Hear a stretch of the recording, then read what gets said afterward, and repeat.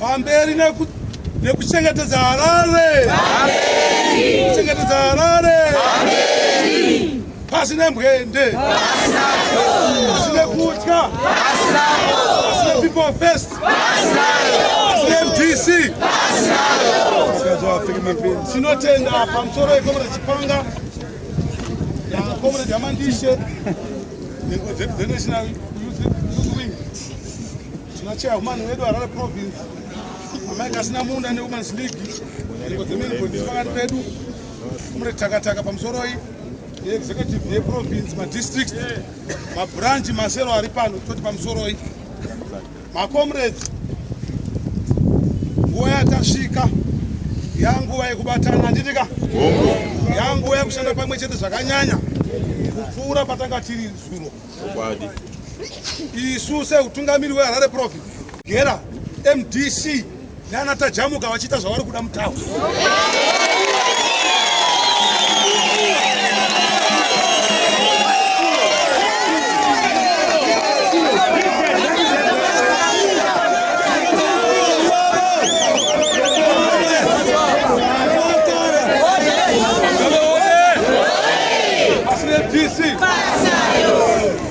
My comrades, takabve kure nehondo neMDC. Nditika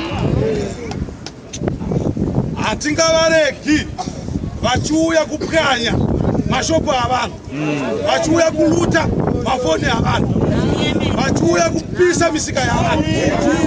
Isu tiripo basa redu seZANU-PF kuchengetedza maproperties evanhu mutauni. No basa redu seZANU-PF. Saka tiri kutaura seutungamiri hwenyu kuti macomrades hatichafa takavapa futi mukana vanhu ava kuti varambe vachiharasa vanhu mutauni.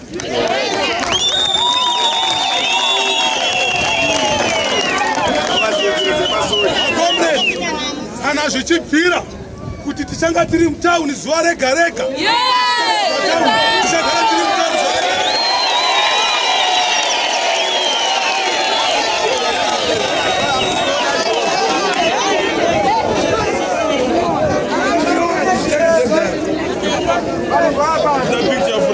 Tataura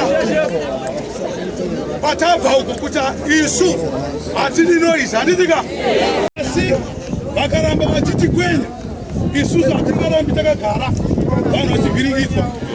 Tinoda kuti vanhu varemekedze maelection atakaita 2018. Handitika MDC ngaiende indokambena kuvanhu kwete kurova vanhu kuitira kuti 2018 patichaita maelection ivoterwe kana achida kuti iwin election.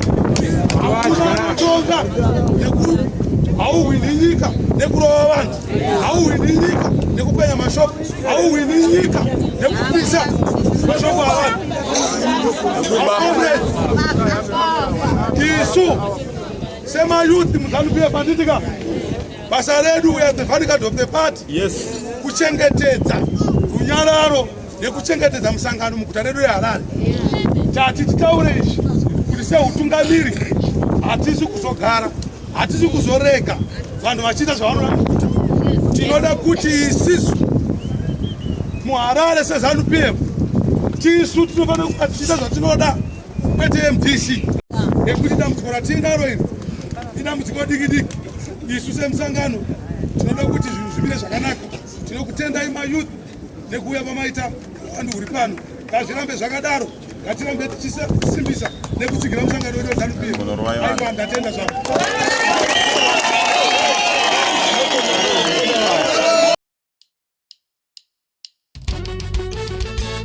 Kana muchida kuvewo kutanga kunzwa nyaya dzakadai mazuva ese, garai makateya pa YouTube nekuklika button rakanzi subscribe. Munobva maita wokutanga pa Zim DI TV News kunzwa zviri kuitika.